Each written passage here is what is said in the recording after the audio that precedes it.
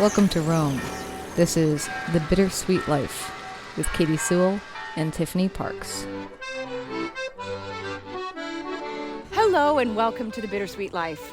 I'm Tiffany Parks. Katie is away this week, and we are talking with Liam Callanan, who is an author, and he, among several books that he has written, most recently is When in Rome, and before that was Paris by the Book, both of which I have read and loved. Hey, Liam, thank you so much for joining us. It's so great to be here. It's so great to be here in Rome. Yes, it's so exciting. Katie usually does the author interviews, and she often does them via Zoom. Sometimes she's lucky enough to get to do an interview in person these days, but for me to get to do an author interview in Rome, and we're sitting on a sidewalk cafe in Prati on a beautiful sunny day. Finally, the sun has come back to Rome, and so it's really such a pleasure to have you.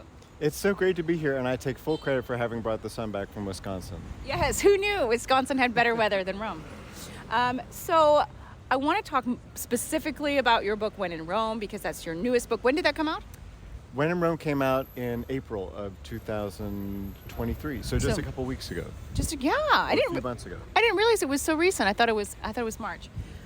It might have been March. Everything's kind of been a blur since it launched, so it's been exciting. So if you want, you can describe the story of the book, or I can try. It's been about a year or at least since I've read it, because full disclosure, I helped Liam do sort of a accuracy, authenticity check for the Rome portions of the book, because of course the title, When in Rome, clearly the book takes place in Rome, at least most of it.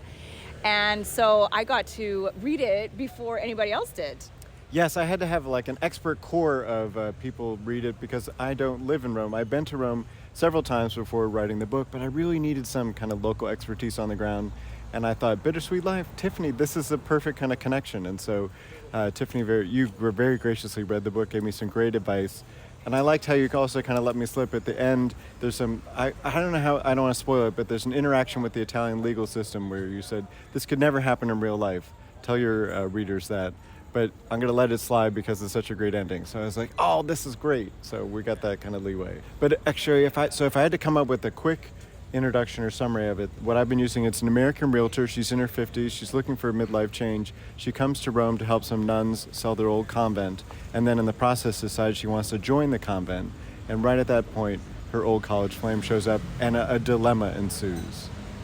Ooh, if that doesn't get you intrigued, I don't know what will. So first of all, before we get into the story of the book, since you touched on it, you wrote this book about a city that you don't live in, that you've never lived in, that you've traveled to. And if I'm not mistaken, the same was true for your Paris book, right? You've never lived in Paris.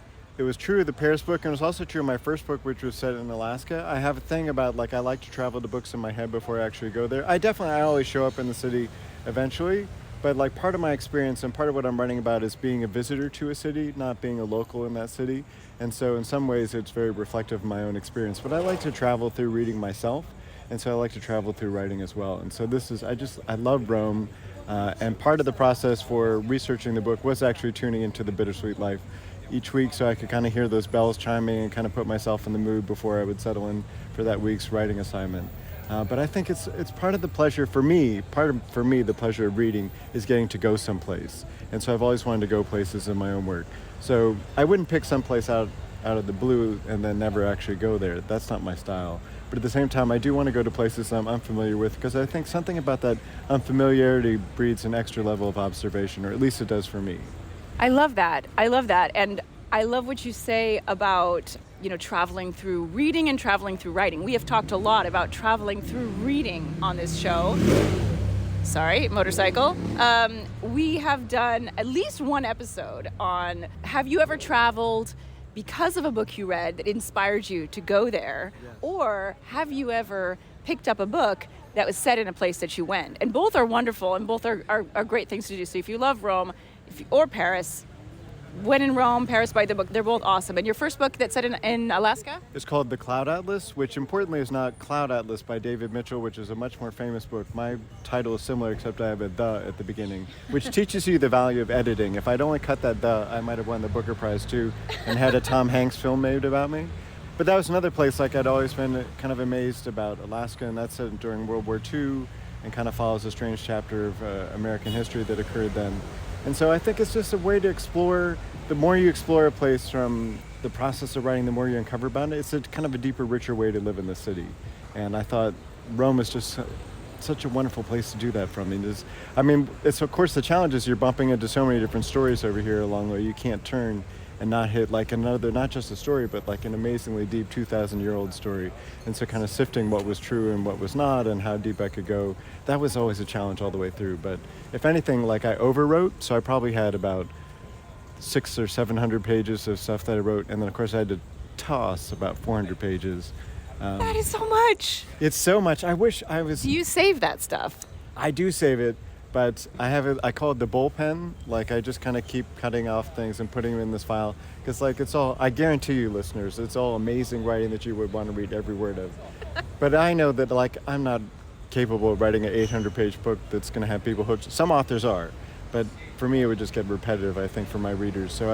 But for what I do is I think part of my process is just like putting all the clay on the wheel first, and I really don't know where I'm going until I put it on there. Like I'm not sure if it's like that for you, but like I have to write to figure out what I'm writing about, and it's only once I've gotten to the end that I realize where I was supposed to start.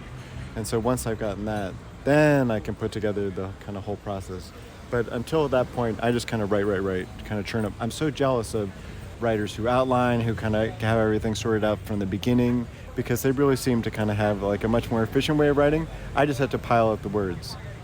Well, I can tell you from my limited experience that my first book I wrote in the same way you were saying, just write. I have no idea where this is going. And it ended up working, but a lot of editing was required.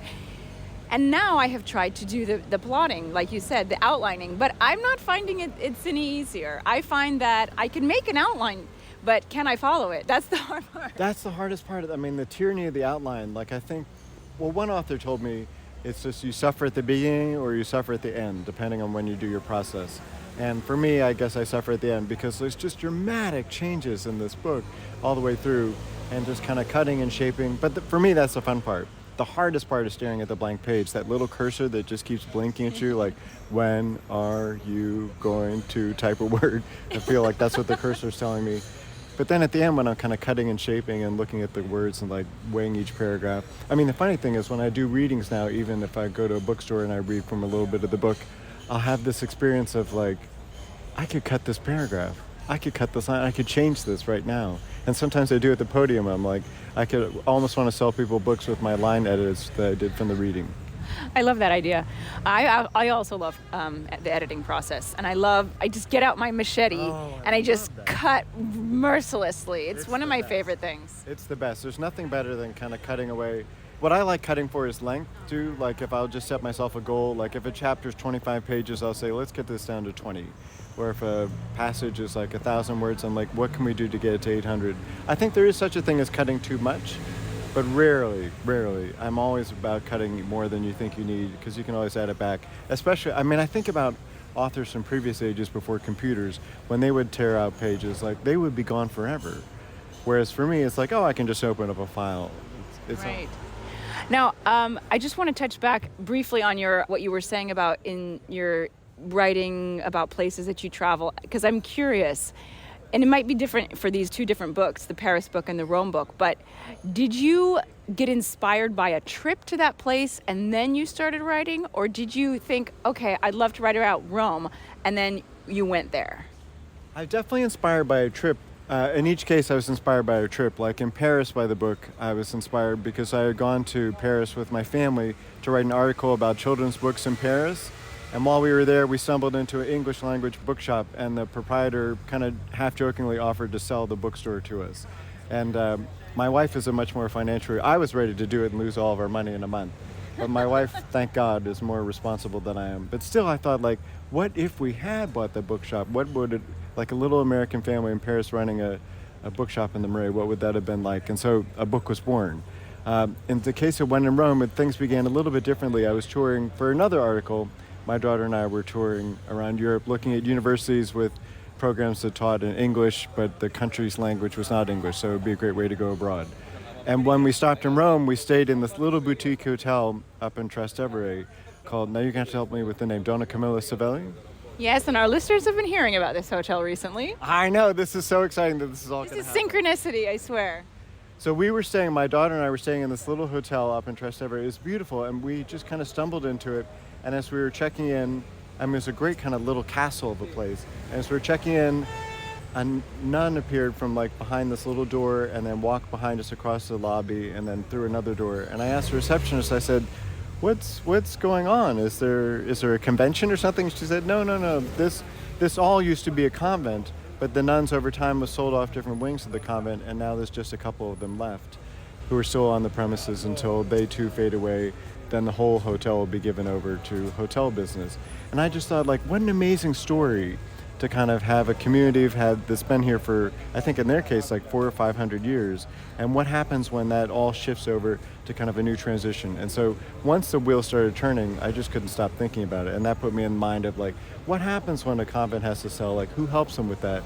And I think we live in Milwaukee, and like and we live in the city itself, and like a lot of urban cores, there's a lot of old churches of various denominations which have gone through several lives and then gone on to become other things, whether it's hotels or restaurants or private living spaces, or just kind of get abandoned too. And I find that very poignant because those communities are always communities that were meant a lot to a core group of people at one time. And what does it mean when a building loses that community? Is the community still there? Not necessarily in a ghostly way, but maybe in a spiritual way. Like, what does it mean? How does place shape who we are and what we think about? And I thought that was really true up there in Trastevere. It was also just a beautiful place to stay. Oh, I love that. And I love hearing these inspiration stories because I'm always fascinated by what it is. What is the seed that starts an author off on a particular path and a particular story? So I love that it was really that hotel, especially because, as our listeners know, we're taking a group of 10 of our listeners. We still have some rooms left, 10 of our listeners to Rome in October of this year. And that's where we'll be staying because it is such a beautiful place. You know, another seed of the book too, which I think this is very much in chimes with the Bittersweet life, not mission, but kind of aesthetic and conceit all the way along. It's a story about kind of starting a new life. And so it's not just, I mean, there are definitely some nuns in a convent in the book, but it's also about like what it means to start over again. The woman in the book who is named Claire, she's 52 at the beginning of the book. She's not satisfied with her real estate career. She kind of wonders, she fell into it, it was never her plan. She's always specialized in selling old churches. And she really feels like, was this what I was supposed to do? And so she's looking for like a do-over, like a starting fresh opportunity. And I feel like that's part of what calls her to Rome. And that part is true, actually inspired by another really fascinating story, or at least fascinating to me. I had an uncle or first cousin or second cousin, I'm not sure. He lived in turn of the century Chicago, and he loved to go down to the Kentucky Derby. He was a kind of a big playboy salesman, kind of run around town in like the fanciest car. And he'd go to the Kentucky Derby every year, wager, gamble, all kinds of craziness. And he would get kind of so worked up in all of his fast living that he would retire after the Derby. He would always go do a retreat at a Trappist monastery that was about 50 miles south of the Derby. So every year he had this routine. He'd go down to the Derby, drink, gamble, wager, do whatever occurs to him, and then he would go to the monastery and kind of cleanse himself. And one year he goes to the monastery and he tells the abbot, I want to stay. And the abbot's like, for the usual, like a weekend, a week? And no, he says, no, I want to stay for the rest of my life. And the abbot's like, sure you are. You're 42, you have a successful career, you want to trade it all to kind of come live in an abbey. And the rule of their abbey is that you never leave the grounds of the property. And so for a well-traveled guy like himself, he couldn't believe it. So the abbot put his car up on blocks because he never thought it was actually going to happen. But after a year, he checked in with him and he said, yeah, I want to stay. And so he stayed the rest of his life. And that story has always been an interesting part of my family history and like what it means to kind of like truly start things over at midlife. To kind of, like, not all of us have to enter convents or monasteries, but I think the opportunity to reflect on what you're doing and when you're doing it. I was 10 years out of college, 10 or 15 years out of college, working as a corporate speechwriter and doing a lot of PowerPoint presentations and a lot of speeches. And I was writing, but not the kind of writing that made your soul sing. And I thought, maybe I should be doing something different. And so I took a gamble and I went back to school. I got an MFA. I wrote a book, that first book that's set in Alaska, The Cloud Atlas. And then that got me into teaching. And so it kind of completely changed everything for me. And like the idea that I got to do that, it's just something I wanted to kind of explore in a book through another character. I will say part of the key to my being able to start over was definitely my wife staying employed and keeping us in health benefits. So whenever anyone asks me the secret to writing, I always say marry well. That's a good tip. Yes, exactly. Now, when you talk about starting over, both of your most recent books, and I'm going to talk more about your two most recent books, Paris by the Book and When in Rome, because those are the ones I've read. But they both are about starting over in a sense. Probably When in Rome more so because she moves abroad. She is a single mother whose daughter is grown, and she moves abroad by herself. She doesn't even move abroad. She goes abroad thinking she's just going to work, and her life is turned upside down. And in Paris by the Book, it's, I'm not going to give anything away, but it's a mother of I can't remember, it's two daughters. Two daughters.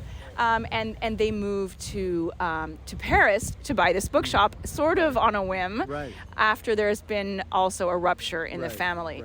It made me wonder, well, first of all, I have to say I really appreciate stories about female heroines who are not 24. Yes. You know? Yeah, no, exactly. I mean, that's to me, like, that's where the heroism starts, is after, not that you can't be heroic at 24, but to kind of like explore and to kind of shake off all the old ways of thinking, or kind of, because your own thoughts can kind of constrict you, and, you know, to be up there at 50 or 52, which I am myself, is a way to kind of explore the world from a different perspective. And so I thought it's just a great way to kind of think of it. But I also think it'd be I feel like there's a lot of actresses who talk about not finding good roles at 50. I want to point to this book like, this is one.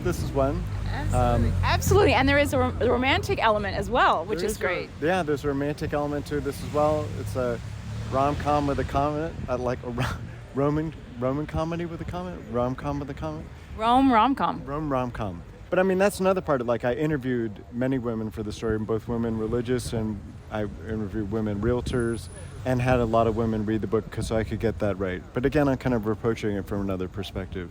But there's also a male perspective in the book. There's an old kind of once buzzy actor who kind of, as I said, shows up and kind of tries to woo her away. Sparks ensue. But he's also looking for kind of a change, which I think is something that a lot of us are. Yeah, I feel like a lot of people who listen to this podcast are looking for a change, or they've made a big change and they want to hear from other people who have, or they're trying to get up the nerve to. And I think a lot of people who've dreamed of, I mean, it doesn't necessarily have to be moving abroad, but I think that is a big part of our listenership anyway. But I think a lot of people think, well, I can't move abroad because I'm a single mother with two kids, two school-age kids, or I can't move abroad because I'm 52. And I love your books because they explore these stories, and they may not be true stories, but they could be true. Just two stories of these two women who, not the typical moment of life to just have your European adventure. They do it when it's right for them. Absolutely, and I think like that's part of the energy that comes from doing that. Not that it's all going to be simple or restful or productive or whatever other positive adjective you want to assign to it, but like the idea that you do it, that itself is energizing. Like those decisions aren't difficult, but at the same time, ultimately making that decision to go, to kind of be, to become, that decision is very simple. And once you make it, then you just follow it through. And again, it's not guaranteed that it's going to work out, but the hardest part is like that first step. And then once you've made that decision, things flow from there. And so serendipitously, like I would never have predicted back when I was doing PowerPoint presentations back in the day that I would one day be sitting in Rome on the sidewalk talking about books I had written. So, I mean, it's just amazing to kind of think how things work out like that. I agree. Sometimes you just got to make that leap and things fall into place. But that's just the way I see it. Now, I want to ask you, because these two most recent books, it begs the question, are you going to move abroad someday? Do you have that ambition? We definitely have that ambition. We have to figure it out. But we still have, our youngest is still halfway through high school on her way to college. And I don't know if she's tuning into this broadcast. She's probably worried that we're going to move tomorrow and leave all of her friends behind. So I don't think, we're not planning to do that. But once she's done, we're definitely thinking, I mean, it's a big world. Like, and we've only seen so much of it. And kind of seeing, I feel like living in a new community, whether that's abroad or just around or another state, is something that kind of forces you to kind of develop and grow and become a richer person yourself. And at least challenge yourself and kind of say, it's almost like going to the gym socially. Like there's a social component that challenges yourself to live in a new community. And I think that's part of what that excitement is about. So I'm not exactly sure where we're headed, but we've certainly explored Paris and Rome to a great degree. So we definitely have plans. But again, for my daughters tuning in, I always think like they want us to keep a museum of their childhoods active in Milwaukee. So they don't want us to sell the house. I know. I went through the same thing, and both of my parents eventually sold their houses, and It's hard, but It is you know, your parents have to have lives too. Right, no, they do. And so, but we're not getting ready to move anytime soon, but we definitely are thinking about it because we've also, one of the things we've realized is just there's such a graciousness in kind of learning how other people live. Like just the fact, like here in Rome, the idea, like I love that you do not walk down a Roman sidewalk and see people carrying giant venti-sized lattes in a cardboard cup. Like here you stop like we are, and you have like a little cup of espresso, you stand at the bar, you pause, you stop is the most important thing. That's something that you wouldn't pick up if you hadn't kind of lived and explored a little bit elsewhere. And like that's, not that everything in Rome is better than the United States, like maybe the trash pickup could be better in some places. But I think like just the idea of like finding a culture which teaches you something like as simple as stopping and kind of appreciating. Or just like, I think you've talked about this on the podcast before, like just looking up as opposed to looking down. There's so much to see. Like where we're sitting, there's these beautiful old balconies which kind of have some mold and some plants and some wires going back and forth, and just kind of seeing, and the detail of like gargoyle and the brickwork. It's just fascinating, and I think it's a wonderful way to live. I agree. And as one of our guests said, and I can't remember who it was, one of our previous guests, I think it might have been the extremely close friend of both Katie and myself, Suzanne, who talked about her time living abroad as a student. I think it was her who said when she was moving abroad, somebody gave her the piece of advice: seek first to understand, then to be understood. Absolutely, absolutely. And I think that being an expat, living abroad, traveling abroad, does teach you the humility in that. Deep humility. I mean, that's something I confront all the time, like the idea of, especially coming from the United States, thinking that you've got it figured out completely, like every last bit of it. And then you go somewhere else and like, oh wait, this is a better way of doing things, or this is a new or different or kind of creative way, or this kind of allows us to do things a more not elegant, but like productive or accommodating way. Like there's just so much to appreciate like that. And I feel like that's part of what I pick up every time I travel, no matter where I travel. Paris, Rome, or China. There's always something to understand. Is exactly that quote, something to understand. Before I say like, why aren't people doing it this way? I'm like, well, there must be a reason why they're doing it that way, so let me see. Exactly. So without giving too much away of the plot, of the end plots of either of the books, I will say that how I read it, When in Rome is a much brighter book than Paris by the Book. Paris by the Book is a little bit darker.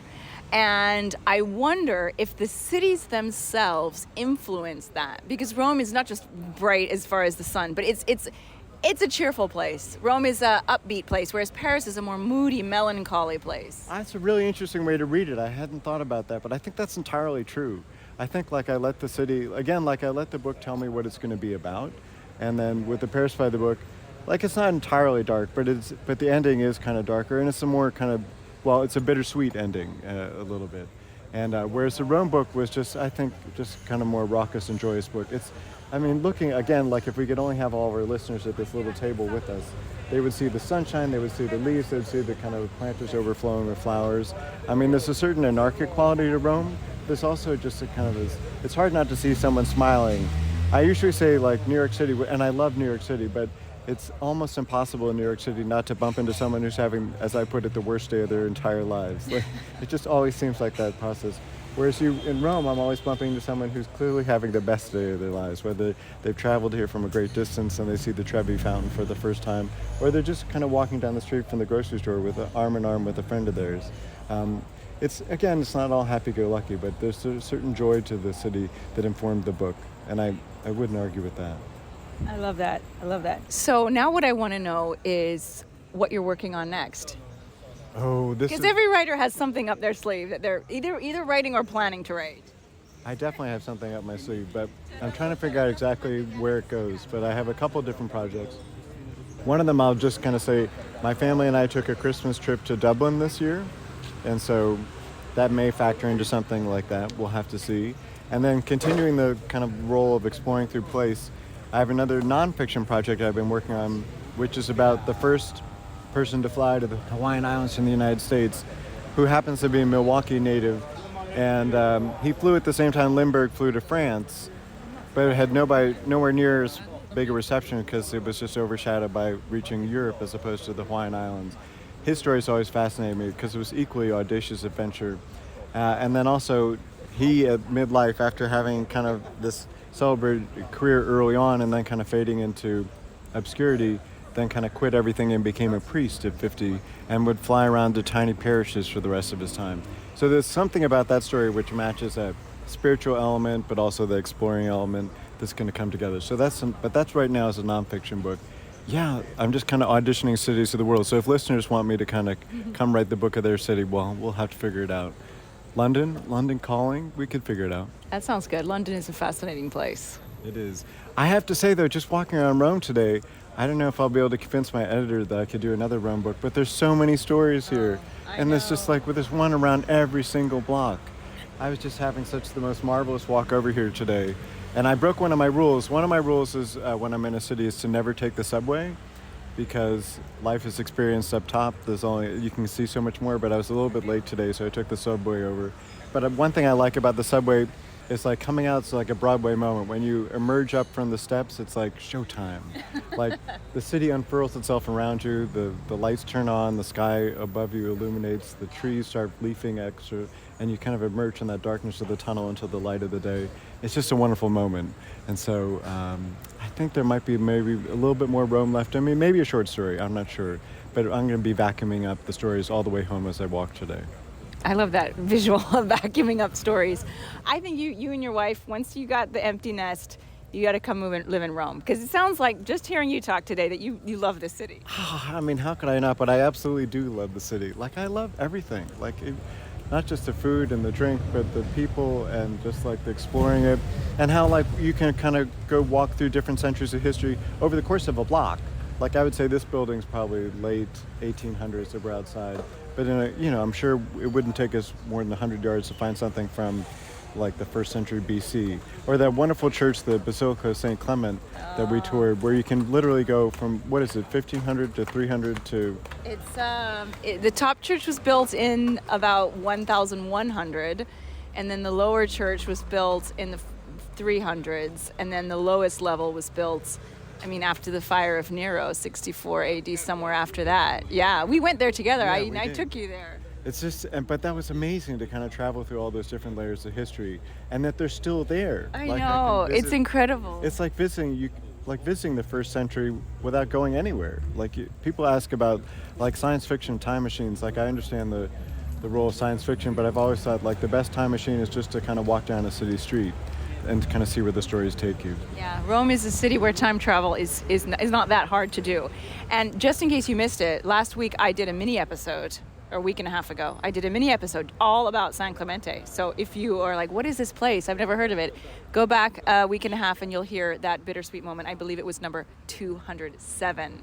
And that's another place that I'm going to be taking people to on our trip in October. That's one of the places on the list. I'm so jealous of that trip in October. That's going to be so great. Well, you could come. I could come. And I understand people may get a party favor at the... Oh, thank you for reminding me. So we're putting together a little gift bag for each of our 10 guests. And when I say 10, it's probably going to be 20 because every person is allowed to bring a guest, friend, partner, child, whoever. Someone you meet on the plane. There you go. And so we're putting together a little gift bag with some goodies in it. And Liam has so graciously offered to include his book, When in Rome, in our little gift bag. Yes, and the best part is you don't even have to carry it over the seas. It'll be just waiting for you when you arrive. Yes, so. It'll be in your room. And we are going to try to figure out how we can get signed copies as well. We're working on that. And there's a fun part to it too on my website. That's like I have a Google map of all the locations in the book, so people could actually drop a pin. Because we had to kind of explore, like doing the book, like I really did do the research. I did everything in the book that my character does, including jogging laps around. You jogged laps around St. Peter's? In the middle of the night. No, I didn't even think you could get in there in the middle of the night. I didn't think I could get in there either. So anyway, late in the book, my character's kind of having literally a dark night of the soul moment. And she goes to, she decides she wants to kind of run laps around St. Peter's. She's also training for a marathon. And so she decides to get some miles in while she's there. And so our last night in Rome, when we visited on this last trip, I told my wife that I need to go do this. And she said, really? You're going to go run laps? She said, well, good luck to you, but I'm going to sleep. So I laced up and I went over there, and it's totally quiet at night, Vatican City. I got to St. Peter's Square and I was like, surely someone is going to stop me. Surely someone's going to stop me.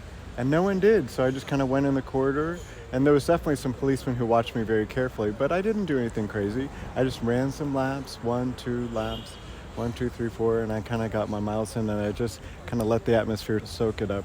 And it was just I really informed that scene in the book. I had no idea. I love that you did that.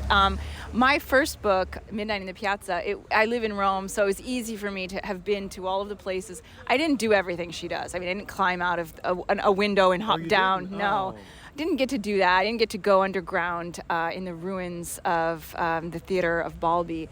But it was easier than what I'm writing now, which takes place in Rome, but it takes place in 1599. Right. So, but you can still visit parts of 1599 here in Rome, as we were just saying. But it is a challenge to kind of do all Yeah, this. it's a challenge, but it's a fun challenge. Oh, absolutely. Like, I mean, I had to have dinner at a cafe, and I had to have a bottle of wine. Like, I also had to go to the hospital at one point, just because my character, again, not to spoil things, but has an interaction with the hospital. So I just wandered to the hospital asking for a COVID test, and then kind of kept getting the directions wrong on purpose so I could wander another corridor and take notes. But it wasn't a typical tourist view of Rome, like, because there's always something kind of new to explore. And that's what I love. There's a story around every corner, and so just the opportunity to interact with those stories is really part of the pleasure of writing a book, and part of the pleasure of Rome. Well, I think that's a good place to end it. Thank you so much for joining me, Liam. I had such a great time talking to you, and I'm sure that our listeners are going to run out and grab your books because they are so great, and they are such great portraits of the cities that they take place in. Oh, I'm so glad to hear that. It's really wonderful to kind of be part of it. And it's also wonderful to be part of this show and this community, because one of the things that Bittersweet Life, I think, does so well is really kind of create a community of its listeners. And community is one thing I've been interested in all my books, wherever they're set, like what it means to be a place, what it means to make a community, and what it means to kind of make sure the community continues on. It's a wonderful opportunity. So thanks so much for having me on. Oh, thanks so much for coming. And the books are When in Rome and Paris by the Book by Liam Callanan. Thanks so much for listening. Bye. You could sponsor this show and reach educated, curious, and compassionate listeners all over the world. Our listeners are a remarkable, diverse, and engaged group of people that I am so continually impressed by. Visit thebittersweetlife.net and click support to get the conversation started.